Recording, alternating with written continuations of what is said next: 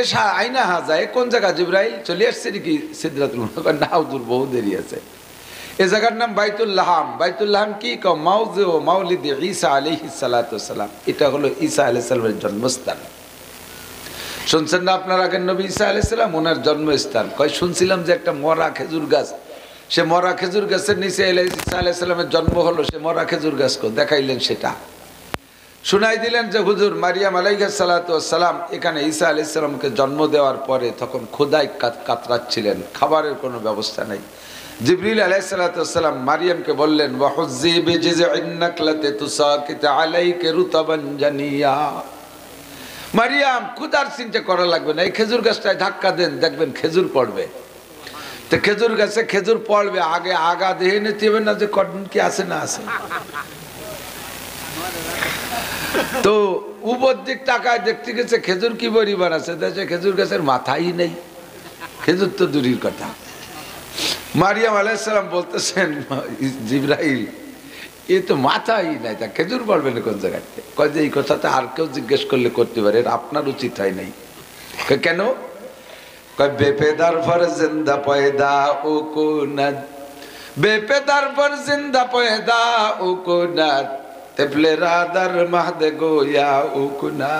আপনি নগদ প্রমাণ দুনিয়ার পদ্ধতি হলো স্বামী স্ত্রী মিলনের মাধ্যমে সন্তান হয় আপনার সাথে ওয়ালাম ইয়ামসাসকে বাশার কোনো পুরুষ স্পর্শ করলো না পেটে সন্তান হলো দিলেন কে যে আল্লাহ তাআলা বিনা স্পর্শ পুরুষে আপনার পেটে সন্তান দিতে পারে ওই আল্লাহ তাআলা মরা খেজুর গাছে খেজুর দিতে পারে কি পারে না আর কেউ জিজ্ঞেস করলে মানানসই ছিল কথাটা আপনি জিজ্ঞেস করলেন একটু কষ্ট পাইলাম মারিয়াম তো নব এই মাত্র বাচ্চা ডেলিভারি করেছেন শরীরটা অত্যন্ত দুর্বল একটা খেজুর গাছকে ধাক্কা দিলে খেজুর পড়বে গাছটা তো নাড়াতে হবে মরা হোক আর তাজা হোক তো দাঁড়াই তো রয়েছি মরা খেজুর গাছও কি একজন মহিলা ঠেলে নাড়াতে পারে আল্লাহু আকবার মারিয়াম যখন ধাক্কা মারছে চিকুন একটা ডালকে ধরে নাড়া দিলে যেমন নড়ে খেজুর গাছটা এরকম তুলতুল করে নড়া শুরু হয়ে গেছে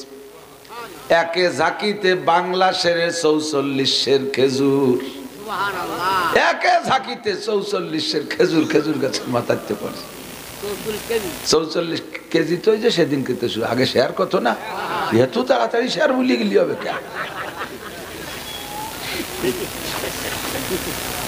44 বাংলা শেরের অর্থাৎ বর্তমান কেজির মাপের 1 মণ 40 কেজি খেজুর একে জাকিতে পড়ছে মারিয়ামের খাদ্য সংকট দূর হয়ে গেছে ঈসা আলাইহিস সালাতু ওয়াস সালাম শুয়া পানি পাবে কোন জায়গায় ছোট বাচ্চা পা দিয়ে 2-4 নাড়া দিছে সেখান থেকে নিচের থেকে পানি চালু হয়ে গেছে সে পানির কূপ এখনো আছে নবী যখন গিয়েছিলেন কয় হুজুর এই যে সেই পানির কূপ হুজুর পানি পান করলেন সেখান থেকে জায়গাটা দেখে অভিজ্ঞতা অর্জন করলেন শিক্ষা সফর থেকে শিক্ষা নিলেন ফাসাল্লা রাকাতাইন মালিক আমাকে এত সুন্দর সফর দিয়েছে কাজেই তার শুকর তিনি পাবেন সাল্লা রাকাতাইন 2 রাকাত নামাজ পড়ে নিলেন কাজেই আপনারা যদি কখনো কোনো সফরে যান শিক্ষা সফরে ও জায়গা যায় আকাম কুকাম বাদ দিয়ে যদি মসজিদ পান 2 রাকাত নামাজ পড়েন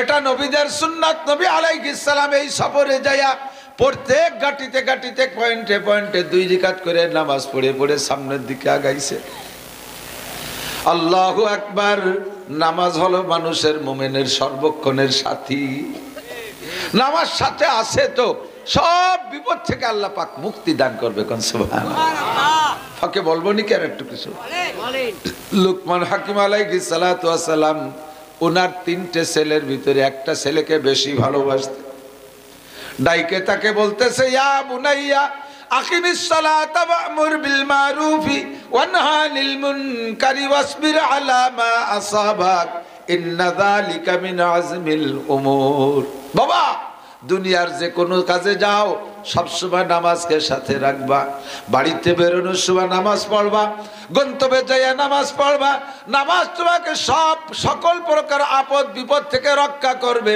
নামাজে তোমাকে সব জায়গায় রুজির ব্যবস্থা তৈরি করে দিবে সুবহানাল্লাহ লুকমান হাকিমের জীবনের শেষ প্রান্তে এসে ছেলেকে আখেরি ওসিয়াত করতেছেন। সূরা লুকমানের মধ্যে 10টা ওসিয়াত আসছে, তার ভিতরে নাম্বার 1 নামাজ ঠিক মতো পড়বা। লম্বা চড়া ওয়াজের পরে লুকমান হাকিমের কাছে ছেলেতে প্রস্তাব রাখছে, আব্বা জীবন ভরে আপনি যতদিন বেঁচে ছিলেন আপনি ছিলেন পীর সাহেব, পীর সাহেবকে কোনো ইনকাম করা লাগে না, মুরিদরা যে হাদিয়া দেয় তাই খাইয়ে সারতে পারে না, ঠিক না? যাবেন চরমুনার মাঠে 3 রক্ত মোটা কালেকশন, পান গাদি দেওয়ার মতো গাদি দিয়ে টাকা গুনতি তালে ঠাই, বস্তাকে বস্তা টাকা, সে পরিমাণ আমরা দানও পাইনি, ঠিক না? কোন বংশে যদি একজন খাস আল্লাহর ওলি থাকে, ওই ওলির ওসিলায় ওই বংশে 14 পুরুষ পর্যন্ত দুনিয়ার অভাব হয় না। সদস্য বাবা বানাটন কাটায় চলে গেছে, বর্তমানে দেখেন তার ওলিয়া ওলাদ সুখে না দুঃখে, দুঃখে না সুখে, সুখেই আছে। চরমুনার পীর সাহেবের ওলিয়া ওলাদরা কোটি কোটি টাকা পাইতেছে। লুকমান হাকিমের ছেলে বলেন, আব্বা জান আপনি বেঁচে থাকতে আমাদের ইনকাম করে খাওয়া লাগে নাই, বয়স আপনার শেষ, আপনার পরেও যদি আমরা বেঁচে থাকি কিভাবে কি ইনকাম করে খাবো? আব্বা জান আমারে কিছু পয়সা দেন, আমি একটু ব্যবসা করি। লুকমান হাকিমের কাছে প্রস্তাব রাখলে উনি কয়, বাবা যা কামাই করছি আমার স্বভাব হলো খাইছি আর দান করে দিছি, কোনো পয়সা নাই, শুধুমাত্র আমার জানা আছে আমার একটা বন্ধু ছিল বাল্য বন্ধু, ওই বন্ধুটা আমার কাছ থেকে 3000 টাকা কর্জ নিছে, ওই টাকাটা সে দেয় না, তাই ছাড়া আমার কাছে আর কোনো পয়সা করি নাই। কোন জায়গায় আপনার বন্ধুর বাড়ি? কয় অমুক ভূমধ্য সাগরের পাড়ে, ভূমধ্য সাগরের পাড়ে আমার বন্ধুর বাড়ি, তার কাছে গেলে তোমারে টাকা দেবে, তুমি টাকাগুলো নিয়ে আইসো, আর নেতা দিয়ে ব্যবসা বাণিজ্য করে খাইতে থাকবা, অসুবিধা হবে না, আমি বরকতের দোয়া দিলাম। তবে বাবা আমার বন্ধু বড় ক্রিটিক্যাল, বন্ধু বড় ক্রিমিনাল নাম্বার 1, যদি ক্রিমিনাল আর বদমাইশি না হবে তাহলে আমার মতো মানুষের টাকা নিয়ে এতদিন ঘুরাইকা। আশা করি এবার তুমি গেলে আমার পরিচয় দিয়ে বললি টাকা দেবে, যাও বাবা, তবে যাওয়ার আগে 2 রাকাত নামাজ পড়ে যাবা, নামাজ না পড়ে বাড়িতে বেরোবা না, নইলে কিন্তু পথে বিপদ হবে। যাওয়ার মাঝে আর বন্ধু পর্যন্ত তোমার সামনে 3টে ঘটনা, এই কথা কইছ না, শোন শোন, আইটি বেড়াই খালি বাদাম কে বেড়াই, এক সময় হেনে যে অস করা লাগতে হচ্ছে, এত কিতা ভরবা কোয়ান্তি গাদার দল কোথাকা। শোন ভাই, এটি যাইস মুড়াতি মুড়াতি, তোর মুড়ানোর বয়স হয়েছে নাকি? তুই এত তাড়াতাড়ি মুড়াইস? ছোট এখনই মুড়ায়, চিনতে ও বড় হলি কি এর বেকন দিতি? আল্লাহু আকবার।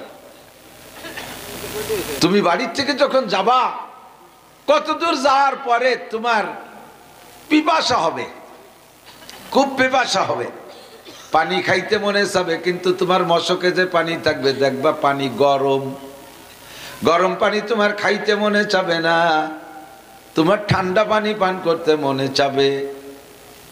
তুমি ঠান্ডা পানি পান করার জন্য এদিক ওদিক তাকাইবা, দেখবা একটা বাগান তোমার সামনে হাজির, ওই বাগানের ভিতরে ঢুকবা, তুমি ঢুকে দেখবা তার ভিতরে কল কল করে পাথর টপকাইয়া ঠান্ডা পানি যাইতেছে, ওখান থেকে তুমি প্রয়োজন পরিমাণ পানি পান করবা, আর তোমার মশকের পানি ফেলে দিয়ে নতুন পানি নিবা, বেরোইয়া দেখবা ওই বাগানটা পিছনে আর নাই, তুমি বাগান থেকে বেরোনোর সঙ্গে সঙ্গে দেখবা যে পিছনে বাগানটা গায়েব হয়ে গেছে।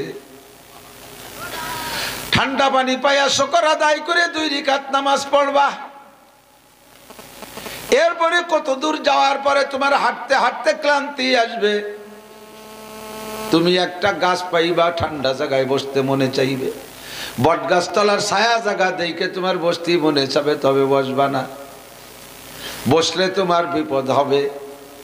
ওই বট গাছ তলায় একটা বুড়ো লোকরে দেখবা বসে আছে, সে যদি তোমারে বসতে বলে বসবা, যাইতে বললে যাবা, বুড়ো লোকটার কথা শুনবা, ওই বুড়ো লোকটার কথার মধ্যে তোমার লাভ আছে। সেখান থেকে বেরোইয়া যাইবা, কত দূর যাওয়ার পরে একটা গ্রাম বাঁধবে, ওই গ্রামে যে পরিচয় দিলে তোমাকে গ্রামের মানুষ সম্মান করবে, আমি তোমার বাপ, এই পরিচয় দিলে তোমাকে লুকমান হাকিমের ছেলে বলে পীরের মতো সম্মান করবে, 3 দিন তোমার রাখবে ওরা। ওখানে একটা মেয়ে আছে, সুন্দরী মেয়ে, ওই এলাকাবাসী তোমার সাথে মেয়েটাকে বিবাহ দেওয়ার প্রস্তাব দিবে, মেয়েটারে কোনো মতো বিয়ে করবা না, বিয়ে করলে বিপদ হবে। তবে এমন সুন্দরী মাইয়া বিয়ে না করেও তুমি সামলাইতে পারবা না। 3 নম্বর, তুমি ওই সাগরের পাড়ে যাইয়া আমার বন্ধুর সাথে পরিচয় করবা, টাকা চাইবা, তোমারে টাকা দিতে চাবে, টাকা দিতে চাবে না তা না, তবে থাকতে বলবে এক রাত থাকার পরে টাকা দেবে। যদি তুমি রাত ওখানে থাকো তাহলে তোমার জীবন নিয়ে টানাটানি, থাকলে তোমার মহা বিপদ, তুমিও জায়গা থাকবা না। তবে ওই মুরব্বী, যে মুরব্বীর সাথে দেখা, প্রথম থেকে যদি মুরব্বীর সাথে সাক্ষাৎ হয়, প্রথম থেকে শেষ পর্যন্ত মুরব্বী থাকে, মুরব্বী যে জায়গা যে কথা বলে সেই জায়গা সেই কথা শুনবা, তার মধ্যে লাভ আছে। হাঁটতে হাঁটতে সত্যি যাইয়া বিসমিল্লাহ কয়ে রওনা দিয়া নামাজ পড়ে 2 রাকাত নামাজ পড়ে গেছে। যাইয়া সত্যি সে জবজার বাগান পাইছে, বাগানের ভিতরে থেকে ঠান্ডা পানি সংগ্রহ করে নিয়ে বেরোইছে। কত দূর হাইটা দেখে গরমে খুব ক্লান্তি লাগতেছে, বট গাছ একটা, বাবজা কইছে তাই। একবার পিছনের দিক তাকায়, একবার সামনের দিকে তাকায়, বসবে কি বসবে না ইতস্তত বোধ করতেছে। শেষবার যখন আখেরি বার তাকাইছে তখন দেখে বুড়ো, এতক্ষণ বুড়োরে দেখে নেই, আচানক এক বুড়ো কয়, এ বাবা, বারবার এদিক তাকাইছে আর হাঁটিস, ঘটনা কি? কয় কাকা বসতে মনে চাচ্ছে কিন্তু আব্বা নিষেধ করছে। কয় না, আয় একটু বসে জিরে যা। কয় না কাকা, বসতে নিষেধ করছে। কয় তোর আব্বা বলে দেয় নাই, বুড়ো লোকটা যা বলবে তাই শুনবি। তা কইছিল আব্বা, কাটে কইছিল। আমি সেই বুড়ো লোক, আয় ভয়, কোনো বিপদ নাই, সমস্যা নাই। বুড়োর কথায় বড় ভালো লাগলো, গাছটা লাগিয়ে বসছে। এবার কিছুক্ষণ বসার পরে ক্লান্তি শরীরে, ঠান্ডা বাতাস গায়ে লাগছে, না সে ঘুম এসে গেছে। ঘুম আসছে তো কাইতে ব্যাগটা মাথার তলে তুই শুয়ে পড়ছে। ঘুম, গভীর ঘুমে নিমজ্জিত হয়ে গেছে। বুড়ো পাশে বসাই আছে, মাথার কাছ থেকে আচানক একটা সাপ বের হইয়া ছেলেটার মাথায় দংশন করছে। আরে হাতে পায়ে দংশন করলি ডোর বাঁধে এক জায়গায়, তারপরে ও যায়নি বিষ নামায়, যাতে বিষ মাথায় উঠে না যায়। আর সে বিষ মারছে এই মাথায়, তার ডোর বাঁধবে কোন জায়গায়? গলা বানলি যেটুক দেরিতে মারতো তার চাইতে আগে মরবে। বাচ্চা ছেলেটাকে ঘুমের মধ্যে সাপে দংশন করছে। ও মারাত্মক বিষাক্ত সাপ, বিষের যন্ত্রণায় ও আর হুশ পায় নাই। কামড়ের পরে তো একটু ব্যথা পেয়ে লাভ ধরবে, এ হুশও পায় নাই, বেহুশ হয়ে আছে। বুড়ো সাপটার ঘাড় চিবে ধরে যে জায়গা কামড় দিয়েছে ওই জায়গা মুখ লাগাইছে। কয় বিষ চুষে উঠো তাড়াতাড়ি, তোর বিষ তুই উঠো, আমি আর কোনো কবিরাজ দিতে পারবো না। সাপে চুনচুন করে বিষটা নিয়ে গেছে। ছেলেটা পরিমাণ মতো ঘুমাইয়া সজাগ হইছে। বুড়োর হাতে দা ছিল, কোপ দিয়ে কাইটা সাপরে 2 ভাগ করে মাথার অর্ধেক কাছে রেখে দিছে। ছেলেটা ঘুম থেকে উইঠা দেখে মাথার কাছে একটা সাপ। আচমকা লাভ দিয়ে উঠে কয় কাকা সাপ। কয় ভয় নাই, ওই সাপে তোমার মাথায় কামড়াইছিল, তারে দিয়ে আবার সাপ বিষ তুলাই রাখছি, ও সাপরে আমি মেরে ফেলছি, তোমার কোনো ভয় নাই। সজাগ হইলে এবার জিজ্ঞেস করছে, বাবা যাবা কোন জায়গায়? কয় যাবো অমুক জায়গা। বুড়ো কয় বাবা আমারে কি সাথে নিবা? কয় কাকা রিকোয়েস্ট করা লাগবে না, আপনি না গেলে আমি যাবই না। এত বড় বিপদ থেকে উদ্ধার করছেন, আপনি আমার সফর সঙ্গী হন। বুড়ো কয় চলো যাই। বুড়ো কায়দা করে সাপটারে ব্যাগের মধ্যে নেছে, ছেলেটের ভাই নেই। যাইতে যাইতে সামনে যায়া এবার বুড়ো ওখান থেকে বলে, বাবা সাল্লি রাকাতাইন, এত বড় শিক্ষা পাইছো, বিপদ থেকে মুক্তি পাইছো, আল্লাহর শুকর আদায় করো কি দিয়া? নামাজ। ধরে বলেন সাল্লি রাকাতাইন, 2 রাকাত নামাজ পড়ো। রোম হাইও না, কলা গাছের গলা কাটি মালা দিও না, শুকর আদায় করো খুশির সাথে নামাজ দিয়া। সেখান থেকে কত দূর যাইয়া হাঁটতে হাঁটতে পাইছে এক গ্রাম। পরিচয় দিছে বুড়ো, এই যে বলছে, গ্রামবাসী তাআলা এদিকে আসো, বড় সম্মানী মেহমান নিয়ে এসেছি তোমাদের জন্য। হাজা ইবনু লুকমান হাকিম, ইনি হলেন লুকমান হাকিমের ছেলে। বিশ্বাস আসে না, কতকাল ছেলেরে পায়া যেন তারা আকাশের চাঁদ পাইছে। সকলে মুসাফা মুআনাকা আলিঙ্গন কইরা এলাকার ভিতরে সবচাইতে সম্ভ্রান্ত পরিবার যেটা, সেই বাড়ির কাছারিতে ওনাদের অবস্থানের জায়গা দিছে। বুড়ো আর যুবক আছে, দিন ভরে ঘুরছে ফেরছে, খাইছে যাইছে। বুড়ো কোনো জায়গা খাই না। কয় বাবা খান না কেন? কয় না আমার রুচি নাই। কেন খায় না সেটা বুঝবে পরে যাইয়া। আল্লাহু আকবার। একদিন রইছে, দ্বিতীয় দিন, তৃতীয় দিন যখন আসছে, ওই বাড়িওয়ালার সুন্দরী একটা মাইয়া, বিশ্ব সুন্দরী। এলাকার জনগণ সবাই প্ল্যান করছে, এই মেয়েটারে লুকমান হাকিমের ছেলের সাথে বিয়ে দিলি মানানসই। সামনে 3 দিন পরে যে মহা বিপদ আসতেছে, বুড়ো বারবার ছেলেরে কয়, বাবা এবার বিপদ থেকে বাঁচানো আল্লাহ ছাড়া কেউ নেই, তুই ঘন ঘন খালি নামাজ পড়, নামাজে যদি বাঁচাই। ও বারবার নামাজ পড়ে, এত সুখের ভিতরে, এত শান্তি, এত মেহমানদারির ভিতরে টেনশন রয়েছে মাথায়, মহা বিপদ, জিভে পানি নাই, বারবার শুয়ে যায়। 3য় দিন সকালবেলা প্রস্তাব আসছে, এই মেয়েটারে বিয়ে করতে হবে। মেয়ে দেখানোর পরে ছেলেটার অসহ্য সুন্দরী, এমন সুন্দরী টলমলে যুবক, বিয়ে না করে নিজের সামলাইতে পারতেছে না। আব্বা তো অ্যাডভান্স ভবিষ্যৎবাণী দিয়ে দিয়েছে, ওই মেয়েটারে বিয়ে করলে তোমার জীবন শেষ। ওদিকে বিয়ে না করেও সামলাইতে পারতেছে না, এদিকে আব্বা ভয় দিয়ে দিয়েছে, কি করবে? বুড়োর সাথে মোজাকারায় বসছে। মোজাকারা ছেড়ে না, তবলিগি মোজাকারা।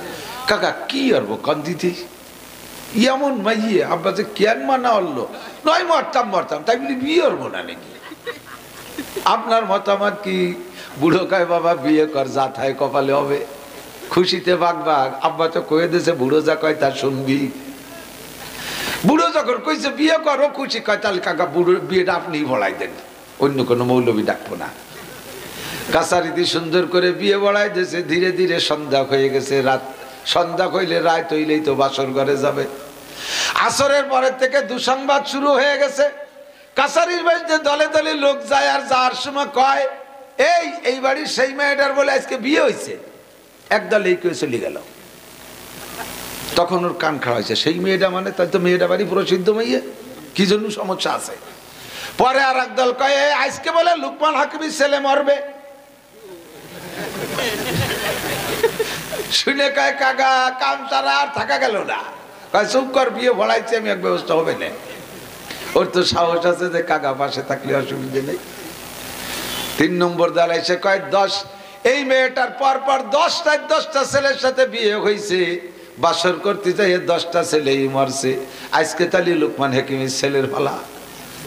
ছেলে কয়, কাকা যে জায়গা যে মরবো সে জায়গা তোমার নিয়ে আর কায়দা নাই, বাসর ঘর। ও জায়গা কি 2-3 জন যায় নাকি? যত জায়গা সাথী যাক, পায়খানায় আর বাসর ঘরে কেউ সাথে নিয়ে যায় না। কাকা আজকে মরার সময় তোমারও সাথে পাবো না, যাই করো না কেন, এত বড় বিপদে হাতে জড়িয়ে ফেলাইলে কেন? কয়, বাবা 30 মিনিটে থাকালি নামাজ পড় খালি। কিছুক্ষণ পরে ঈশার নামাজে রক্ত হইল, ঈশার নামাজ পড়িয়ে বসছে। এখন ছোট একটা শালি আসতেছে আগে নাকি। শালি আইসে কয়, দুলো ভাই ঘরে আসেন। ওর তো জিব্বে শুয়ে গেছে, সব কিছু কালাই গেছে ভয়তে। কয়, তুই যা, আমি আসতেছি। ওরে পাঠাই দিয়ে কয়, কাকা সুন্নত শিখাই দেন, নিয়ম কি? বাঁচার উপায়টা আগে কন, বোর আনন্দ পরে করবানি। চাচা শিখিয়ে দিয়েছে, যাইয়া তোর স্ত্রীর সাথে সালাম কালাম করবি, যাইয়া স্ত্রীর গায়ে হাত দিবি না, অন্য কোনো ব্যবহারে যাবি না। সালাম কালাম কুশল বিনিময়ের পরে আগে খেয়াল করবি যে শালি দেখায়, বাবি দেখায় শালি বিয়ে দিয়েছে নাকি, আগে তাই দেখবি। অনেক জায়গা আছে না এই নিয়ম। ননদের চেহারা খারাপ, তাকেও দেয় না, বাবি বাড়ি সুন্দরী, ছেলেতে মেয়ে দেখতে চাইছে, বাবিরে দেখাই দিচ্ছে, ছয় দেখেছে ননদ দিয়ে দিচ্ছে। এইরকম উল্টো পাল্টা হয়েছে নাকি, আগে তাই খেয়াল, যেটা দেখাইছে সেই ঠিক আছে নাকি। দেখার পরে স্ত্রী ব্যবহার করবি না। তোর স্ত্রীর কাছে একটা বদনা চাবি, বদনাটা নিয়ে আমার কাছে আসবি, বাথরুমের অজুহাত দিয়ে আসবি, এর মধ্যে স্ত্রীর গায়ে হাত দিবি না, তালি মরছিস। বদনা এনে আমার কাছে দিবি, তুই তোর জরুরত সারবি বাইরের থেকে, আমি বদনাটা দেব। বদনা নিয়ে তোর স্ত্রীকে বলবি, বহুত রিকোয়েস্ট করবি, শুনতে চাইবে না, তারপরও করাই সারবি, বলবি বদনার মধ্যে তুমি একটু পেশাব করো। পেশাব যদি করতে না চায়, রিকোয়েস্ট করবি, বলবি যে তাহলে তোমার সাথে আমার ঘর করা হবে না। স্ত্রীকে বদনার মধ্যে পেশাব করাইয়া ওই পেশাবের বদনাটা নিয়ে আমার কাছে আবার আসবি, এর মধ্যে স্ত্রীর গায়ে হাত দিবি না। আসার পরে যা করার দরকার পরের আমল পরে শিখাই দেবো। 2 রাকাত নামাজ পড়ে যা বাবা, আজকের বিপদ যা বড় বিপদ। 2 রাকাত নামাজ পড়ে রওনা দিছে, যাই স্ত্রীর সাথে খোঁজ কালামের পরে বলে একটা বদনা দাও, জরুরতের থেকে আসি। বদনা নিয়ে জরুরতের জন্য আইসা এবার চাচার কাছে বদনা জমা দিয়ে বাইরে পেশাব করে কয়, কাকা বদনা দেন। বদনা নিয়ে ঘরে গেছে, চাচা বদনাটা দিয়ে বদনার মুখ আটকাই দিছে। নিয়ে বলবি, মুখ খুলে দিয়ে বলবি বদনার মধ্যে পেশাব করো। স্ত্রীরে বলছে বদনার মধ্যে পেশাব করা ছাড়া তোমার সাথে আমার দৈহিক সম্পর্ক হবে না। কই না না, এই আইনি কি আমার দাদির অজু বানাই দিয়ে বদনা, এর মধ্যে কি ওরা যায় নাকি? কি তুমি তুমি এত বড় হুজুরি চাল কি কও? কোনো কথা হবে না, আমল করতেই হবে। জোর জবরদস্তি করে পেশাব করাইয়া আবার ডাক্তারিতে বদনার মুখটা আটকাই নিয়ে বুড়োর কাছে এনে জমা দিয়েছে। সঙ্গে সঙ্গে বুড়ো মুখটা সরাইয়া বদনারে উবুর করে ঢালছে। দেখে 2.5 সাপ। কয়টা? 2.5 সাপ। ওই গাছতলার আইকন ওই অর্ধেক আর পূর্ণ জিন্দা 2 সাপ ঢেলে দেওয়ার সাথে সাথে তাজা সাপ দুটো ওই মরা সাপটারে ধুমসা বেগে কামড়াইতেছে। লাঠি দিয়ে বিটে সাপ দুটো মেরে দিয়ে এবার ফ্যাক্ট ব্যাখ্যা করে দিলেন, ভাতিজা সৃষ্টিগত ভাবে জন্মগত ভাবে এই মহিলাটার পেটের মধ্যে আল্লাহ পাক এই 2টা সাপ দিয়ে তৈরি করেছিলেন। 10টা পুরুষের সাথে বিবাহ হয়েছে। যৌন মিলনে যখন মিলিত হয় পেটের ভিতরে থেকে সাপ দুটো ওই পুরুষদের সরমঙ্গে দংশন করে, তাই সে রাতারাত মারা যায়। আজকেও তোমার মরণের পালা ছিল। বন্য প্রাণীর স্বভাব হলো একটারে দেখলে আর একটা আসে। দেখেন খাঁচা যে পাখি ধরে না, গুগুরে খাঁচার মধ্যে রাখে, ওইটা কুকু করে ডাকে। আর জঙ্গলি গুগু আইসে খাঁচায় ওইটারে মারতে জন্য জড়াজড়ি করে এসে ধরা পড়ে যায়। আমি বদনার মধ্যে এই অর্ধেক সাপ দিয়ে দিছি। তোমার স্ত্রী যখন পেশাব করতে বসছে পেটের ভিতরে থেকে সাপ দুইটাই সাপরে দেখে মারতে জন্য বেরোয় চলে আইছে। আসছে তো আর যাই নাই। তোমার স্ত্রীর পেট এখন পরিষ্কার। যাও তুমি স্ত্রীর সাথে যা খুশি করতে পারো, সমস্যা নাই। এই ছিল তোমার আজকের রাতের বিপদ। আল্লাহু আকবার। যাই আগে সাল্লি রাকাত তাইন কাকা যাইয়ে বলবো কেন ইনতে 2 রাকাত পড়ি যাই। এত বড় বিপদ থেকে আল্লাহ বাঁচাইছে, কোন আলহামদুলিল্লাহ। যাইয়ে 2 রাকাত নামাজ পড়ি স্ত্রী নিয়ে আনন্দের বাসর করেছেন। অন্যান্য দিনের মতো ডোম সকালবেলা তো লাশ জামাই লাশ নীতি আসে ডোমরা। আজকেও সকালবেলা ডোমরা আইসা দরজা খোলা পাইয়া লোকমান হাকিমের ছেলের পা ধরে টান দিছে। লাগ দিয়ে উঠে কয়, হে শয়তান, কারা বাসর ঘরে ঢুকছিস? ওরা তো দে দৌড় কয়, আল্লাহ মরা লাশ তাজা হয়ে গেছে। ওদের একিন যে মরবেই মরবে, কোনো সন্দেহ নেই। স্ত্রীতে ব্যাখ্যা দিচ্ছেন, কয় আজকে আমার স্বামী মরে নাই। কেন মারে নাই? কয় লোকমান হাকিমের ছেলে, বাপও হাকিম ছেলেও হাকিম, হেকমতি কৌশলে বাইসে গেছে। কিন্তু বাসছে কোন খেলায় সেটা তো কেউ জানে না। ব্যাখ্যা দিবি নে বাবা, বলার দরকার নাই। সল্লি রাকাত 2 রাকাত পড়। রাত ওখানে কাটাইয়া জীবিত অবস্থায় এবার কয় যাবা কোন জায়গায়? কয় সাগরের পাড়ে, ভূমধ্য সাগরের পাড়ে আমার আব্বার কিছু পাওনা টাকা আছে, আনতে যাব। চাচা কয় বাবা আমি কি সাথে আসবো? আপনি না গেলে যাবই না। আপনার মতো সফর সঙ্গী তুই যা যায়, কোন বিপদ আসছি কোন বিপদ আসে, চলো যাই। 2 জন গেছে চাচা ভাইয়ের বিটা। স্ত্রী এখানে রেখে গেছে, যার সময় বউ নিয়ে যাবে, আমরা একটু আসি, টাকা পয়সা নিয়ে আসি। সাগরের পাড়ে যাইয়া দেখে সন্ধি সত্যি সুন্দর একটা দোতলা ঘর, একেবারে সাগরের পাড়ে, গাজার মতো।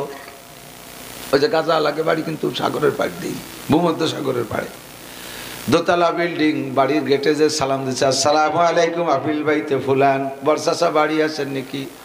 সালামের উত্তর দিয়ে কয়, হা বাড়ি আছি। তুমি কি ডাকা? আবনু লোকমান হাকিম, আমি লোকমান হাকিমের ছেলে। ফামা বালুক, বাবা এত দূর কি জন্য নিয়ে আসছো? আমার আব্বা 3000 টাকা পাবে, টাকাগুলো নিতে আসছি। কয় বাবা সত্যি? তোমার আব্বা এই টাকা পাবে? কতজন রেজে পাঠাইছে, কিন্তু আমি টাকা দিতে পারিনি। আমি রেডি থাকি, কিন্তু তোমার বাপের প্রেরিত লোকগুলো বড় আইছে, ওরাই টাকা দিতে পারে না। আমি বলি যে একটা রাত থাকো, সকালে টাকা নিয়ে যাবো না। রাত কেউ তাই না, তোমারও যদি টাকা নিতে হয় রাত থাকতে হবে। আমি অনেকের কাছে টাকা পাবো, আমার কাছে অনেকে পাবে। রাত থাকলে ভোরবেলা যারা আমার ঘরে থাকে তাদেরকে টাকা দিতে পারি। দিনা পরিশোধ হইতে হইতে বেলা হয়ে গেলে পাওনাদার রাষ্ট্রে দিতে পারি না।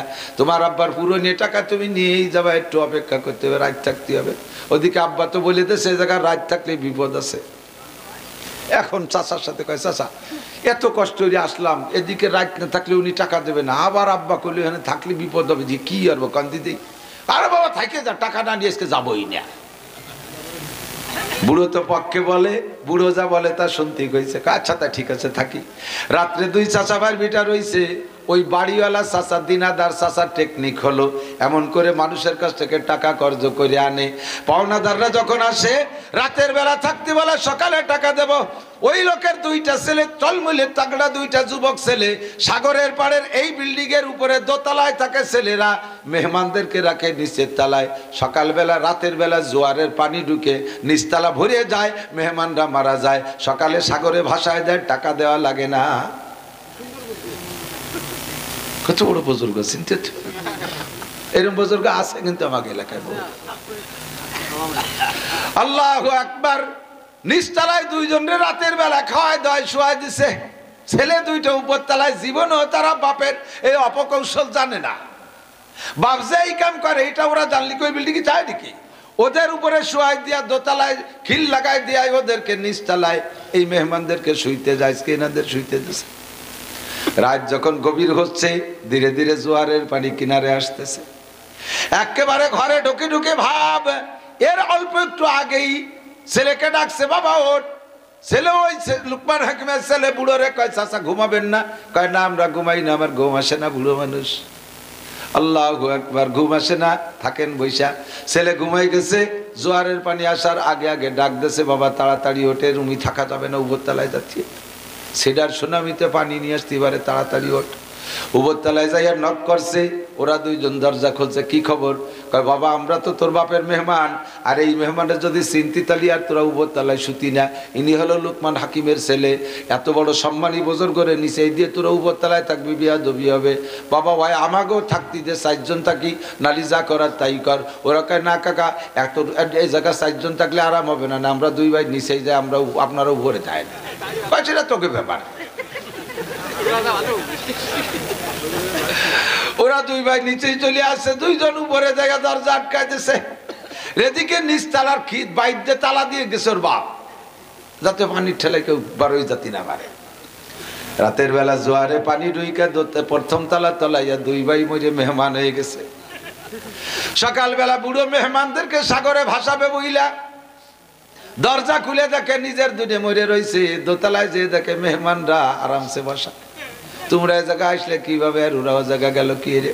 কয় আমাদের এই পানি দেখে আমাদের খারাপ লাগছে, ভয় পাইছি, তো উপরে নক করছি, ওরা নিচেই নাই, আমাকে উপরে শুইতে দিয়েছে। টাকা ফেলা, তাড়াতাড়ি টাকা ফেলা।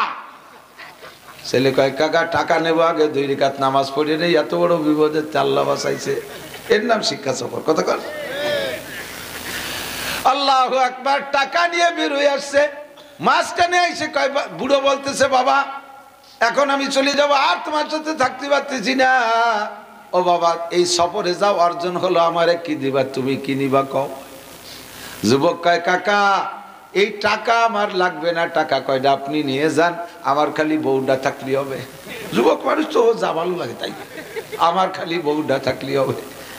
বুড়ো কয় বউ তোমার, টাকাও তোমার, তোমার বাপরে আমার সালাম দিও।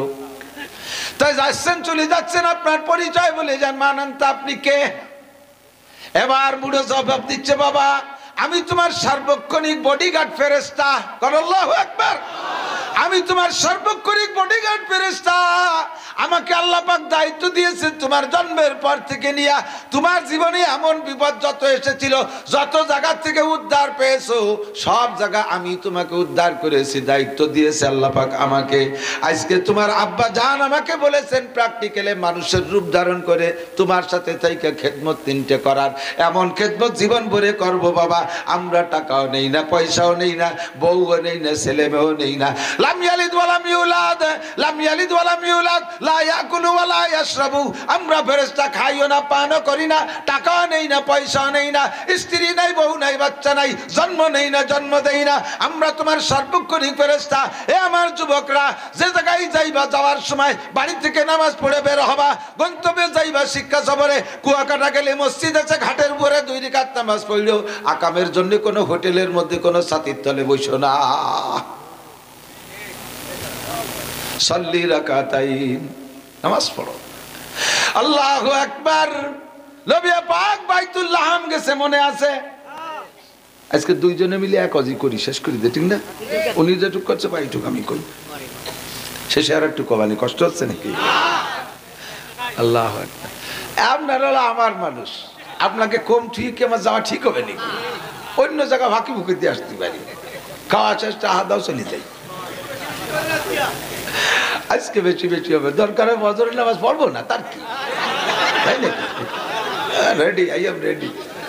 চোপ, নো টক বাট উসকু, যাদ্দুর দরকার সাদ্দুর কব ইনশাআল্লাহ। মা বোনরা পর্দার আড়ালে কান খাড়া করেন। নবী আলাইহিস সালাতু ওয়াস সালাম ওখানে গিয়ে বাইতুল্লাহ ঈসা আলাইহিস সালামের জন্মস্থান দেখলেন, খুশিতে সাল্লা রাকাতাইন 2 রাকাত পড়লেন। এই বাইতুল্লাহ ইসরায়েলি নেতানিয়াহুর গোষ্ঠী, এই জালেমরা দখল করে রাখছে, মুসলমানদেরকে নামাজ পড়তে দেয় না। আল্লাহ পাক রব্বুল আলামিন ওদেরকে ধ্বংস করে দিক, বলেন আমিন। মুসলমানদেরকে বিজয় দান করুক, বলেন আমিন। বাইতুল মুকাদ্দাস আমাদের প্রথম কিবলা, এখানে আজকে 4টে মাস নামাজ পড়তে দেয় না, জুমার নামাজ পর্যন্ত পড়তে দেয় না জালেমের দল। আল্লাহ পাক তুমি আমাদেরকে বাইতুল মুকাদ্দাস বিজয় করে দাও, কন্যা আমিন। আমার টুঙ্গিপাড়া গোপালগঞ্জের প্রাণপ্রিয় বন্ধুরা, মাননীয় প্রধানমন্ত্রী বঙ্গবন্ধু শেখ মুজিবুর রহমান সাহেব থেকে নিয়ে চলমান মাননীয় প্রধানমন্ত্রী জননেত্রী শেখ হাসিনা পর্যন্ত বর্তমান বাংলাদেশ আওয়ামী লীগ সরকার ফিলিস্তিনের পক্ষে, ইসরায়েলের বিপক্ষে, বলেন আলহামদুলিল্লাহ। আমরা মুসলমানরাও ফিলিস্তিনের পক্ষে, আমাদের নেত্রীও ফিলিস্তিনের পক্ষে, বাইতুল মুকাদ্দাসের পক্ষে। যদি এই পক্ষপাতিত্ব কইরা আমাদের জন্য 1-2 বিমান ছাড়িয়ে দেয়, এই বিমানে শুধু মুজাহিদ যোদ্ধা নিয়া বাংলাদেশ থেকে ফিলিস্তিনে নামায় দেবে, আমরা কি যাইতে রেডি আছি? রেডি? নারায়ে তাকবীর, নারায়ে তাকবীর। বিশ্বের মুসলিম, বিশ্বের মুসলিম একাও জিহাদ করো। জিহাদ তো তুই ভয় পাচ্ছেন না, জিহাদের জন্য নেত্রী নিজে ডাকতেছে। 5টা দেশ সম্মিলিত মামলা করছে ওই খাটাসের নামে, এই নেতানিয়াহুর নামে 5টা দেশে মামলা করছে, তার ভিতরে আমাদের বাংলাদেশ আছে। বাংলাদেশ জননেত্রী শেখ হাসিনা ইসরায়েলের নেতানিয়াহুর বিপক্ষে 5 দেশের মামলার উনি একজন সদস্য। বিশাল ব্যাপার। কিন্তু যেখানে আমেরিকা তার বিপক্ষে, ব্রিটেন বিপক্ষে, পশ্চিমে ফ্রান্স, রাশিয়া, সব ওই পাশে রাশিয়া বাদে ওই পাশালা পশ্চিমেরা সবাই সেই যার বিপক্ষে, সেই জায়গা উনি এই ছোট্ট দেশ হইয়া কি বা আছে আমাকে? বাসের হিয়ালা বাসের লাঠি ছাড়া আমাকে কিছু আছে কোন? তবে আমাদের নেত্রী সাহস আছে যে হ্যাঁ, বাঙালি জাতি হিয়ালা বাসের লাঠি দিয়ে বাড়াই একদলকে তাড়াইছে, কাজে হিম্মত আমাদের আছে। আমাকে খালি ছাড়িয়ে দিক আর ওরা খালি ঢুকুক বাংলাদেশে, আমাকে বিট আগে লাগবে না, বিটিরা বটি দিয়ে কোপাই সবাই ফেলাই দেবে। পাবলিকের কাশির কোপ তো খাইনি, সরের মধ্যে থাও ডুইয়ে দাও খালি আশ্রয় বাগানে, কোপ কারে কয় $70 গায়, ঠিক না? আল্লাহ মর্দে মুজাহিদিনদের কবুল করুক, বলেন আমিন। বাইতুল মুকাদ্দাস বিজয় করে দিক, ফিলিস্তিন গাজার মুসলমানদের স্বাধীনতা দান করুন। এই নেতানিয়াহু জুবাইডেনের গোষ্ঠীকে আল্লাহ তাআলা ভূমধ্য সাগরে ডুবায় ধ্বংস করে দিক, আমিন কবেন না? আমিন। কিছু হবে না, আমিন বললে আপনার দাম আমার দাম বেড়ে যাবে, ঠিক না?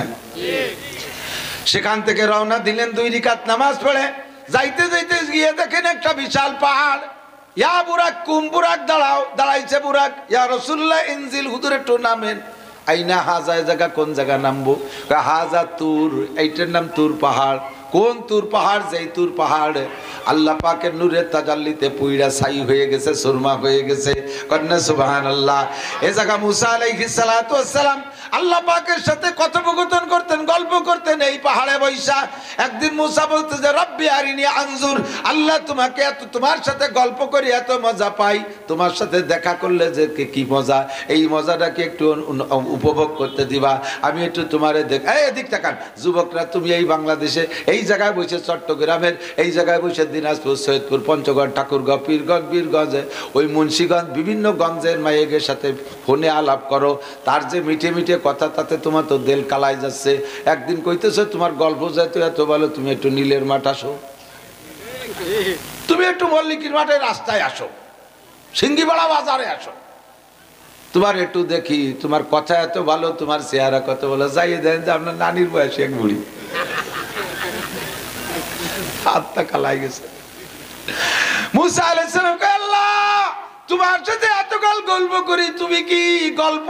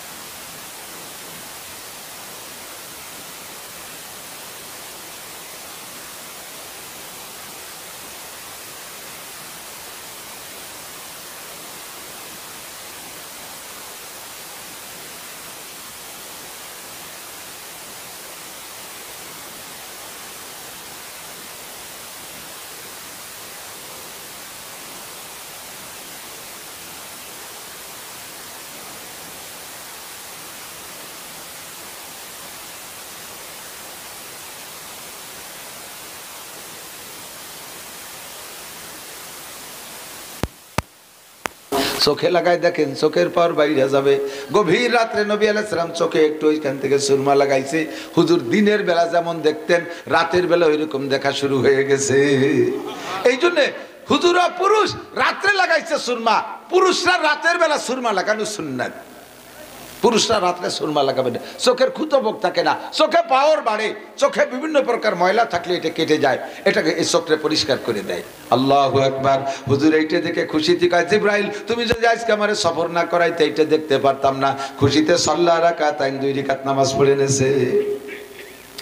আল্লাহু আকবার। চললেন যাইতে যাইতে এবার চলেন সামনের দিকে যাই, যাই একেবারে চতুর্থ স্থান।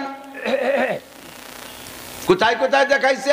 এসরেব, প্রথম মদিনা, তারপরে বাইতুল্লাহ, এরপরে হযরত মুসা আলাইহিস সালাতু ওয়াস সালাম তুর পাহাড়। চতুর্থ নম্বর স্থানে নিয়ে গেছে, যাইয়া দেখাইলেন কয়টা কোন জায়গা, কয়টা হলো মাদায়েন। এটা কষ্ট হয়ে যাচ্ছে নাকি? মাদায়েন শহর।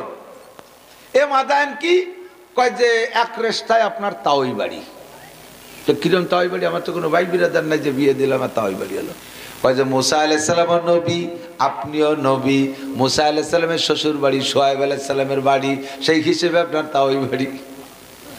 দেখে খুশিতে হুজুর সাল্লাল্লাহু রাকাতাইন কয় ভালো একটা জায়গা বেড়াইতে আসলাম, জীবনে আত্মীয় বাড়ি বেড়ানোর জায়গা পাই না, তাওই বাড়ি বেড়ায় গেলাম। 2 রাকাত নামাজ পড়লেন।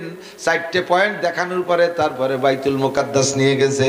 বাইতুল মুকাদ্দাস নিয়া নবীকে মসজিদের মধ্যে ঢুকাই দিয়ে জিবরাইল পিছনে বাইরে দাঁড়াই রয়েছে। হুজুর কয় জিবরাইল বাইরে কেন আমার সাথে আসেন? কয় একটু কাজ আছে সারিয়েছি। কয় কি কাজ? কয় মোটরসাইকেল খান্ডে একটু গাড় লক করে আসি, বুরাক বুরাক একটু বাঁধিয়ে দিয়ে আসি।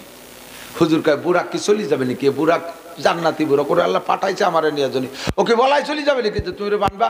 কয় না, সফরটার নাম হলো শিক্ষা সফর, আপনাকে শিখাই দেবো, উম্মতরে শিখাই দেবেন। মসজিদে যাওয়ার সময় বাইরে যেন তার যানবাহনটাকে যত্ন করে রেখে যায়, মোটর সাইকেল খান্ডে যেন কমপক্ষে ঘাড় লক করে যায়, সাইকেল খান্ডে যেন ব্যাক লক করে যায়, গাড়িটারে যেন যত্ন সহকারে সাইড মতো কায়দা মতো রেখে যায়। আমি এই যে গাড়িটা নিয়ে আসছি, এই গাড়িটা প্রথম কিনার 1 সপ্তাহ পরে যাইতেছি ভাঙ্গা। জয় বাংলা পার হওয়ার পর ওখানে একটা জোগাড় দিয়ে একটা জায়গা আছে, জোগাড় দিয়া মসজিদ আছে রাস্তার পাশে। আসরের নামাজ পড়বো বিদায় মসজিদে ঢুকছি। আমি মসজিদের ভিতরে, আমার সফর সঙ্গী ড্রাইভার আর একটা ছেলে, ওরা কেবল অজু বানায় মসজিদে যাবে। রাস্তার পাশে সাইড করে রাখা গাড়ি, ইতিমধ্যে ওই যে চায়না কোম্পানির বড় বড় লরি, ওই 2টে পাল্লা দিয়ে চালাইতে চালাইতে এসে আমার গাড়িটার সাইডে লাগাই দিয়া একটা পাল্লা খুলিয়ে নামায় ফেলাইছে। ছোট্ট ফস করে একটা শব্দ হলো, অত বড় গাড়ির বাড়ি থেকে আমার এই মাসিতে নাকি? এর না আমি ওরা কয় প্লাস্টিক, এই প্লাস্টিকের খলপা খুলি ফেলাইছে। সাথে সাথে আমার এই মিরাজের সফর মনে হলো যে জিবরিল আলাইহিস সালাম কেন বুরাক বাঁধছে। পরিমাণ মতো দূরত্বে আমি গাড়ি রাখি নাই বিদায় লরির আঘাতে আমার দরজা ভেঙে গেল। যদি ভালো জায়গা, নিরাপদ জায়গা রাখতাম তাহলে সমস্যা ছিল না। নামাজ আমারটা পড়া হয়ে গেছে, আমি পড়ছি, বাকি 2 জন দুশ্চিন্তায় নামাজই পড়তে পারে নাই। এরপরে আমার যে মাহফিল তাকে আর আমার হুঁশ থাকে নাকি? আমার নতুন কিনা গাড়ি, 13 লক্ষ টাকা দিয়ে কিনা গাড়ি, গরিব মানুষ যা কিনছি, এর ডানা খুলি গেছে। আর কি জিব্বে পানি আছে, মিজাজ গেছে খারাপ হইয়া। ভাঙ্গাতে ফোন দিয়েছে, কলাম ঘটনায় আর হজ করতে আসবো না। ভাঙ্গায় যিনি আমার মাহফিলের দায়ী, তিনি বড় কলিজাওয়ালা মানুষ, আমলিগের সেক্রেটারি আব্দুল সুবহান ভাই। হুজুর গাড়ি ওটা ছেড়ে দেন, আমার সেম প্রিমিয়াম গাড়ি আছে আমার, এটা আপনারা দিয়ে দিলাম, ওটা আমি সারি ছুড়ে চালাবো, নিশ্চিন্তে চলে আসেন। গেলাম, আলহামদুলিল্লাহ উনি যত্ন সহকারে আমার মাহফিল করাইলো। চায়না কোম্পানির দিয়ে আমার গাড়ি পুরো নতুন বানাইয়া 10 দিন রেখে সেই জায়গা থেকে পরে 3-4 জন এসপি লোক পাঠাই দিয়েছে, থানার থেকে লোক চলে এসে সবাই গিরে গিরে। বাহারহাল কথা হলো যে আমি যদি যত্ন যেভাবে সুন্নাত সেইভাবে গাড়িতে রাখতাম, তাহলে এই ঝামেলা তো আমি করতাম না। জিবরিল আলাইহিস সালামকে আমি মোটরসাইকেলে একটু গাল লক করে আসি, বাইরের মুছে একটা পাথর খুঁটির মতো, ওর মধ্যে জিবরিল আলাইহিস সালাম আঙ্গুল দিয়ে খুঁচা দিয়েছে, ফুটো হয়ে গেছে। সুবহানাল্লাহ। কোনো ড্রিল মেশিন লাগে নাই, আঙ্গুল দিয়ে খুঁচা দিয়েছে, ফুটো হয়ে গেছে। ওর মধ্যে রশি ভরিয়ে দিয়ে বুরাককে বাঁধিয়ে দিয়েছে। সেখানে হুজুর 2 রাকাত নামাজ পড়াইলেন। সমস্ত নবী রাসূলরা মুসল্লি, ফেরেশতারা মুসল্লি। এরপরে নিয়ে গেল 6 আসমান, তো গেছেন হুজুর, নিয়ে গেছে 6 আসমান। যে যে জায়গা যা দেখার দরকার দেখলেন। 7ম আসমানে যখন উঠে গেছে, যে দেখে বিশাল একটা গাছ, ওই গাছের নিচে এক বুড়ো বসা। 6 নম্বর আসমান তো আপনাকে বলা হয়েছে, যে আমি করলাম না, কিন্তু 7ম আসমানে যাইয়া দেখে গাছ তলা এক বুড়ো বসা, ওই বুড়োর ডাইনে বামে ছোট ছোট পোলা পান বসা। আল্লাহু আকবার। জিজ্ঞেস করলেন মান হাউলাইয়া ইয়া মুরাব্বি, নবী আলাইহিস সালাম জিজ্ঞেস করলেন আমার নাম তাইয়া মুরাব্বি, আগে বলেন আপনি কে? মুরাব্বি জবাব দিচ্ছেন আনা ইব্রাহিম আলাইহিস সালাতু ওয়াস সালাম মিল্লাত আবিকুম ইব্রাহিম, আমি তোমাদের জাতির পিতা ইব্রাহিম আলাইহিস সালাম। কন্না আল্লাহু আকবার। আপনার সামনে এই বাচ্চা কাচ্চারা কারা? এই বাচ্চা কাচ্চাগুলো হলো আপনার উম্মতের দুনিয়ায় যে সকল মানুষের ছোট ছোট নাবালেগ শিশু বাচ্চা মারা যায়, ছোট ছোট শিশু বাচ্চা মারা যায়, ওই শিশু বাচ্চাদের মা বাবা গার্জিয়ানদের ধারণা অনুযায়ী আল্লাহ পাক আমার এই বক্তব্যে নিবর্তি করে দেয়, দুনিয়ায় যে সকল আব্বাদের বাচ্চা মাদের বাচ্চা মারা গেছে, আব্বা মার নিয়ে যদি থাকে আমার ছেলেটা হাফেজ হবে, আলেম হবে, মৌলানা হবে, মুফতি হবে, আমার ছেলেটা কোরআন পড়বে, দিনদার হবে, তাহলে এই ছেলেগুলোকে আমার এই ডাইন পাশের বক্তব্যে ভর্তি করানো হয়। আর যে সকল বাচ্চাদের মা বাপ গার্জিয়ানরা তারা নিয়ত রাখছে আমার ছেলেটা সালমান শাহ হবে, আমারটা মমতাজ মনির খান আলমগীর হবে, চলচ্চিত্রের নায়ক নায়িকা হবে, আমার মেয়েটা ইনশাআল্লাহ ভবিষ্যতে পরিমণি হবে, আমারটা রুনা লাইলা সাবিনা ইয়াসমিন হবে, এইরকম নিয়ত আছে যাদের, তাদের বাচ্চাগুলোকে আমার বাম পাশের বক্তব্যে ভর্তি করা হয়। বাচ্চাদের কোনো দোষ নাই, এই বাচ্চারা কিয়ামতে ফয়সালার পরে সব বাচ্চারাই জান্নাতি, কারণ ওদের কত গুনাহ আমলনামা লেখার আগে, আমলনামা তৈরি হওয়ার আগে, ওদের নামে দপ্তর তৈরি হওয়ার আগে ওরা মারা গেছে, কাজেই ওদের কোনো দোষ নাই, ওরা মাসুম, ওরা জান্নাতি হবে। তবে আগে ভাগ করে বসানো হয়েছে এই যে সকল সন্তানদের আব্বা মা এই নিয়ত করেছিল তাদের বাচ্চাগুলোকে বাম পাশে দেওয়া হয়েছে, কিয়ামতে বাচ্চারা আব্বা মার নামে অভিযোগ করবে রব্বানা ইন্না তানা সাদাতানা ওয়া কুবারানা ফাদাল্লুনা সাবিল রব্বানা আতিহিম দাবাইনা মিনাল আযাব ওয়া লানহুম লানান কাবীরা রব্বানা আরিনাল্লাযাইনি আদাল্লানা মিনাল জিন্নি ওয়াল ইনসি নাজআলহুমা তাহতা আকদামিনা লিয়াকুনা মিনাল আসফালিন। ওই সন্তানরা আব্বা মার নামে অভিযোগ করবে আল্লাহ দুনিয়া আমাদেরকে পাঠিয়েছিলে, আমাদের আব্বা মা আমাদের সম্পর্কে সুধারণা করে নাই, আমাদেরকে নিয়ে সুকল্পনা করে নাই, আমাদেরকে নষ্ট করার প্ল্যান করেছে, এই যে আমাদের সেই আব্বা মা, এই যে আমাদের সেই আব্বা মা, ওদেরকে দাও জাহান্নামে ফেলাও, আমাদের পায়ের নিচে এনে দাও, ওদেরকে মুখের উপরে পাড়াইবো, আমাদের আল্লাহ আমাদের সামনে ওদেরকে ডবল আযাব দিতে হবে। সন্তানরা অভিযোগ করবে। আর যে সকল সন্তানদের গার্জিয়ানরা সন্তান দুনিয়ায় মারা যাওয়ার পরে তারা ধৈর্য ধারণ করেছে, সবরে জামিল, লাফালাফি পালাপালি করে নাই, কান্নাকাটি করে নাই, কাঁদছে তো পরিমাণ মতো কাঁদছে, বেশি বুক চাপড়াচাপড়ি করে নাই। আছে একদল মহিলা আল্লাহ আর কিডা সহি যায় না, দেখে খালি আমার ডরে আল্লাহরও কিছু কামড়ায় খাই মিলাই দিচ্ছে, আছে না এরকম? আবার এই সকল মহিলাদের আর একটা দোষ আছে, এদিক তাকান। হুজুর কয় মেরাজের রাত্রে আমি জাহান্নাম দেখতে গিয়ে দেখে আছি, মহিলারা জাহান্নামের মধ্যে বেশি, দোজখে বিটিরা বেশি, এমনি তো পার্সেন্টও বর্তমানে মহিলা বেশি, ঠিক না? মহিলা বেশি আর মহিলারা জাহান্নামীও বেশি। মহিলারা অল্প কথায় কান দিয়ে ব্যাগটায় ট্যাগটায় একেবারে ফেরেস্তা হয়ে যায়, আবার সাথে সাথে আকাম দেখলি সে জায়গা লাফায় পড়ে। 90% পুরুষদের দেখেন এই জায়গা কত পুরুষ বসে রয়েছেন, কোনো শব্দ নাই, এই মহিলাকে ক্যাসের মাসে শোনা যাচ্ছে, এই পাশে মহিলা আছে নিশ্চয়ই, ওই দেন এরপরে কথা কয় 500 পুরুষ বসে রয়েছেন, নড়াচড়া নাই, কোনো সারা শব্দ নাই। ওই জায়গা মনে হয় আগে কইতাম 3 বিটি যে আনে কলকাতা সে আনে, আর এখন 3 বিটি যে আনে সারা দুনিয়া সে আনে।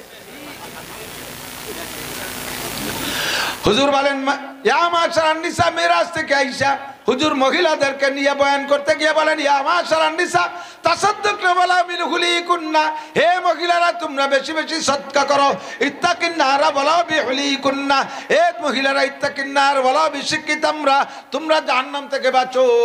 আমি জাহান্নামের ভিতরে নারীদেরকে বেশি দেখে আসছি, নারীরা জাহান্নামের ভিতরে বেশি, তোমরা জাহান্নাম থেকে বাঁচো। যদিও তোমাদের হাতের এক লোকমা খেজুর কেউরে দান করলে বাঁচা যায়, তাহলে অর্ধেক খেজুর খাইছো আর অর্ধেক চাইছে দিয়ে দাও, এই খেজুরের মাধ্যমে সৎকার মাধ্যমে তুমি জাহান্নাম থেকে বাঁচো। অলমিন হুলি কন্যা, ও মহিলা জাহান্নাম থেকে বাঁচার জন্য তোমার গায়ের সব অলংকার সৎকার করে দিয়ে হলিও বাঁচো। ফাইন্নি উরিতু কন্যা আকসারা মিন আহলিন নার, আমি জাহান্নামে যত মানুষকে দেখেছি পুরুষের চাইতে মহিলাদেরকে বেশি দেখেছি। মহিলারা বললেন ফামা বালুহুন্না ইয়া রাসূলুল্লাহ, নারীদের কোন দোষে জাহান্নামে বেশি দেখেছেন? হুজুর বলেন প্রথম এক হাদিসের মধ্যে হুজুর বলেন মহিলাদের মারাত্মক 2টা দোষ। কয়টা? 1 নম্বরে তাকসুরনাল লাআন, পুরুষরা মারামারি করে অল্পক্ষণের মধ্যে লেগে যায়, 2-3টে গালাগালির পরে এরপরে আর মুখের আমল বাদ দিয়ে হাতের আমল শুরু করে দেয়। অত লম্বা সময় ধরে ঝগড়া ফাসাদের দাঁড়িয়ে দাঁড়ায় না, কিরা সময় নষ্ট হয়ে ঝগড়া করবে, ওর চাইতে হাতের কাজ সেরে যাইয়ে চাটা খাই দিয়া। পুরুষ আর মহিলারা এক ঝগড়া 1 মাস পর্যন্ত টেরিয়ে নেয়। আজ একটু করে, কাল একটু করে, সকালে একটু করে, বিকেলে একটু করে, খাইয়ে দিয়ে চার একটু করে, পেটের তাজা বাচ্চা বের করে ফেলাই দেখ বাজে কথা করতে করতে। এত অভিশাপে পাকা, অভিশাপ করতে করতে করতে করতে নিজের স্বামীর পর্যন্ত কয়, স্বামীর সাথে গ্যাঞ্জাম পাচ্ছে, স্বামী বাড়িতে বেরোয় যাওয়ার সময় তুই যেন ফিরে আসিস নিয়ে, তো ওটা ফিরিয়ে না আসলে তুমি কয়েন যে মুকুল চুরি ঘুরিয়ে বেড়াবানে হিসেব আছে। তোমার এই 3-4টে ছেলে মেয়ে হওয়ার পরে তোমার নেবে কাজ সাতায়, এটা যে ফিরে আসতে মানা হইলে, যদি আল্লাহ ধরিয়েই বসে তোর দোয়া কবুল করে তাহলে তোর ফিরে আসবে না, আসবে তো লাশ হইয়া। হ্যাঁ তুমি যাবা বিধবা। সুদখোর যদি মহিলা হয় আপন বাপের সাথে জিনার গুনাহ, তাও কয় টাকায় কয়বার। আর রিবা বিদিরহামিন কাসিতু ওয়া সালাসিনা জিনিয়া, নবী পাক বলেন 1 দিরহাম 1 টাকা পরিমাণ সুদ খাইলে আপন মায়ের সাথে 36 বার জিনার গুনাহ। নাউজুবিল্লাহ পর্যন্ত শেষ না তওবা করা যাবে? যাদের অভ্যাস আছে ছেড়ে দেওয়া যাবে তো? ছেড়ে দেওয়া যাবে তো? মরণকালে চেহারাটা বিকৃত হয়ে পশুর মতো হয়ে যাবে, তাও যদি না হয় কমপক্ষে কবরে যে শুকরের মতো হয়ে থাকতে হবে। আল্লাহ হেফাজত করুন, আমিন। জোরে বলেন আমিন। নেকি করবেন তো আল্লাহর হাতের পুরস্কার পাইবেন, গুনাহ করবেন তো আল্লাহর হাতের পুরস্কার যেটা পাওয়ার দরকার সেটা পাবেন। গুনাহ ছেড়ে দেবেন তো সাথে সাথে বস্তা ভরে নেকি হয়ে যাবে। হুকুকুল ইবাদ, মখলুকের হক, মানুষের হক। আর একটা কথা, এদিক তাকান এদিক তাকান। যারা কৃষি খাত কামার করেন, গরু বাছুর পালেন, তারা একটা জায়গা অন্যায় করেন। গরুটি অন্যায় করছে, রেগিয়ে গেছে, গরুটা ধরতে গেছে, দৌড়ি হচ্ছে, সারা এলাকা ভরে দৌড়ে বেড়াইছে, ধরতে পারে। যখন ধরতে পারছে পিটেন শুরু হয়েছে। এবার পিটেতি বাঁশ দিয়ে তার ঠ্যাং এখান ভেঙে ফেলাইছে।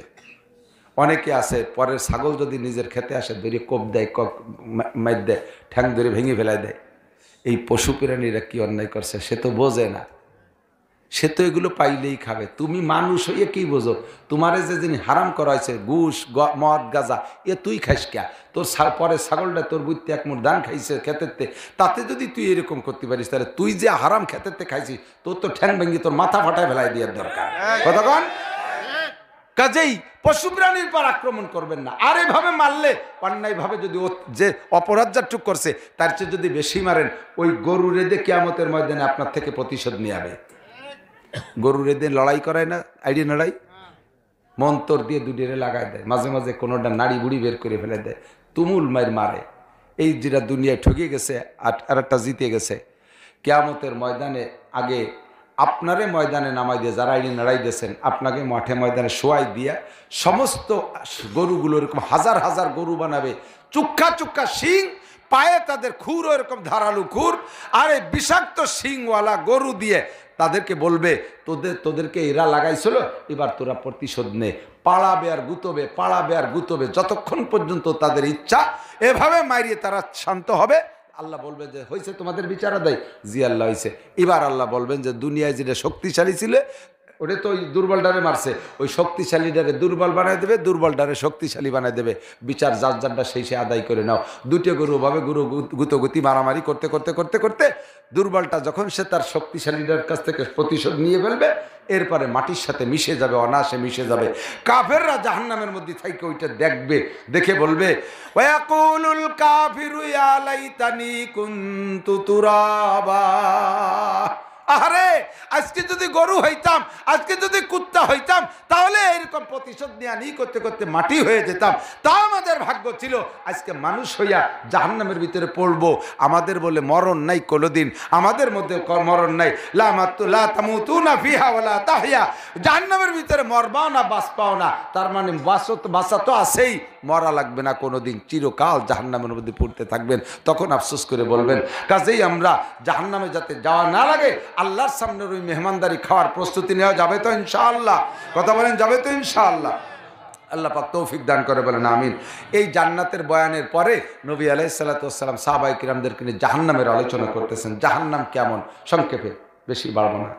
ওরে বাবা, তাও দি কত সময় হয়ে গেছে, কি অর্ব আইসি তো কত আগে, পাইলে উঠতেছি না। জাহান্নামের আলোচনা করতেছে, এর ভিতরে একটা শব্দ আছে নিচের থেকে, এদিক এদিক।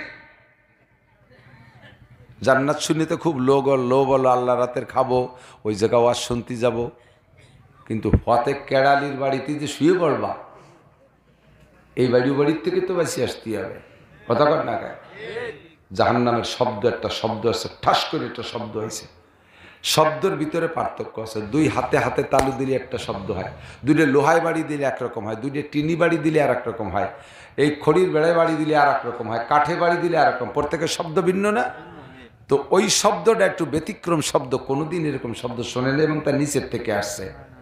সাহাবাই কিরাম জিম ধরে গেছে, সকলের ভিতরে একটা আতঙ্ক আসছে, পুরো এলাকা জুড়ে তৎকালীন বিশ্বে যারা ছিল সকলের কানে আওয়াজটা পৌঁছে গেছে, সকলের ভিতরে একটা আতঙ্ক আসছে। তো মদিনায় যারা ছিল তারা দৌড়ে হুজুরের কাছে গেছে, সামনে যারা বসা আছে তারা চক্ষু বন্ধ হয়ে গেছে ভয়তে। হুজুর বলতেছেন, কি ব্যাপার, কি খবর তোমাদের, এই অবস্থা কেন? হুজুর আপনি শোনেন নাই শব্দ? বলে হ্যাঁ শুনছি। তো তোমরা শুনছো? জি শুনছি। সাহাবাই কেরাম বলে, হুজুর আইয়ু সাউতিন হাজিহি, আওয়াজটা কিসের আওয়াজ? হুজুর বললেন, বলতেছে রাখো। জিবরিল আলাইহিস সালাম শুনাইলেন, কয় হুজুর, জিবরিল বলতেছে, হুজুর জাহান্নামকে পরিপূর্ণ উত্তপ্ত করে উপরের থেকে একটা পাথর ছেড়ে দিয়েছে আল্লাহ তাআলা, ওই পাথরটা আজকে মাটির জাহান্নামের তলদেশে গিয়ে পড়ছে, আজকে জাহান্নামের তলদেশে গিয়ে পড়ছে, সেই শব্দটা সেখান থেকে বেরিয়ে আসছে। হুজুর বললেন, জিব্রাইল এই পাথরটার ওজন কতটুক? কয় পাথরটা যদি জমিনে রাখা হইতো আর সারা পৃথিবীর সমস্ত মানব দানব সকলে যদি চেষ্টা করত, ওই পাথরটাকে মাটির থেকে 1 ইঞ্চি পরিমাণ উঁচু করতে পারতো না। এত বড় পাথর জাহান্নামের উপর থেকে ছেড়ে দিয়েছে নিচে। কতদিন আগে? কয় যেদিন জাহান্নাম কমপ্লিট হয়েছে সেই দিন ছাড়ছে, আর আজকে গেছে লক্ষ লক্ষ বছর আগে ছেড়েছে, আর আজকে পাথরটা অত নিচে গেছে। তাহলে বোঝেন জাহান্নাম কত গভীর। সাহাবাই কেরাম বললেন, হুজুর ভয় লাগতেছে, এত গভীর জাহান্নামে কারা থাকবে হুজুর? হুজুর বললেন, আল্লাহ পাক কোরআনে বলেছেন, ইন্নাল মুনাফিকিনা ফিদ দারকিল আসফালি মিনান নার,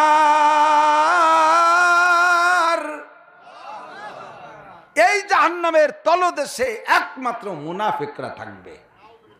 কারা? জোরে কোন কারা? মুনাফিকরা থাকবে ওই তলদেশে। সাহাবাই কিরাম তো এতক্ষণ জান্নাত শুনে খুশিতে যেমন বাকবাক, এবার জাহান্নামের তলদেশ শুনে পাগলের মতো কাঁদতেছে। হুজুর একটু তাড়াতাড়ি কন, আমরা কি মুনাফিক নাকি? আমরা অত নিচে থাকবো? হুজুর উপরে উপরে থাকলে তো উলামাই কিরামের চোখে পড়বে, সুপারিশ করে বের করে নেবে, আর ওই তলে ভরাটারে তো কেউ দেখবে না। এ ভাই আপনারা জেল খাটছেন, হাজত খাটছেন, এরকম কেউ আছেন নাকি? এলাকায় কেউ জেল টেল খাটে নেই? দারুণ সভ্য এলাকা তো আছে, অবশ্যই স্বীকার করা চাচ্ছি না। এমনি যারা খাটছেন তারা বলেন, আপনারা জেল কিছুদিন খেটে বেরোয় আসছেন না? প্রত্যেকটা জেলখানায় কিছু কিছু কয়েদি থাকে, তাদের পক্ষে কোর্ট, তাদের পক্ষে কোনো উকিল নাই, তাদের পক্ষে তদবির করার কেউ নাই। ওই চট্টগ্রামেতে ধরা পড়ছে, সেই জায়গাতে চালান দিতে ফরিদপুর জেলখানায় রয়েছে পড়েই রয়েছে। ওই যুবক বয়সে ধরা খাইছে, জেলখানার মধ্যে বুড়ো হইয়া ওখানে মারাও যাচ্ছে, তাদের পক্ষে কথা বলার কেউ নাই। এরকম কিছু কয়েদি থাকে কি থাকে না? এই জাহান্নামের তলদেশে যেগুলো পড়ে থাকবে ওই রকম কয়েদির মতো তাদের পক্ষে সুপারিশ করা কেউ থাকবে না। হুজুর বলেন, তাড়াতাড়ি মুনাফিক কি আমরা হয়ে গেলাম নাকি? হুজুর বলেন, না, আয়াতুল মুনাফিকে সালাসা, মুনাফিকের আলামত 3টে, এই 3টে যার মধ্যে এসে শেষে জায়গা থাকবে। বলেন হুজুর কি কি? 1 নম্বরে এই যা হাদ্দাসা কাজাবা, মুনাফিক মিথ্যে কথা কয় বেশি। মিথ্যে কথা বলা মুনাফিকের আলামত। স্বভাব থাকলে চেঞ্জ করেন। মিথ্যে কথা, মরিয়ে যাব, খারাপভাবে পুঁতে যাব, আমি মিথ্যে কথা বলবো? মিথ্যে কথা বলবো? বলেন আল কিযবু উম্মুল খতা, মিথ্যে কথা আর গুনার মা। একটা মিথ্যে কথা, মায়ের পেট থেকে যেমন একাধিক ততাধিক সন্তান হয়, 10, 12, 15টা, 16টা, 18টা, 20টা সন্তান হলো, মার খবর জানেন না আপনারা? অনেক জায়গা আছে এরকম। আমরাই 11 ভাই বোন। এরকম আমার এক নানির 22টা ছেলে মেয়ে, আমার ছোট চাচির 14টা ছেলে মেয়ে। একটা মায়ের পেট থেকে যেমন এরকম ততাধিক সন্তান হয়, একটা মিথ্যে কথার পেট দিয়ে এরকম শত শত মিথ্যে কথা বেরোতে থাকে। যেমন এদিক থেকে আপনারে পাঠাইছে, এ যাও তো, যাই দেখে এসো তো, শুনলাম যে প্রধানমন্ত্রী নাকি আসবে, আসছে, মামা আসবে বলে শাকপালদিয়ার বাজারে আইছে নাকি, আপনারে পাঠাইছি, আপনি আর্ধেক হতে ফিরে আইছেন। গেছিলি দেখতে? গেছিলি? কয় হ্যাঁ গেছিলাম। সত্যি না মিথ্যে? এখন ওরে যা জিজ্ঞেস করবেন মামা সংক্রান্ত সব মিথ্যে কথা হবে না? মামা ওখানে কয়জন সাথে নিয়ে আইছে?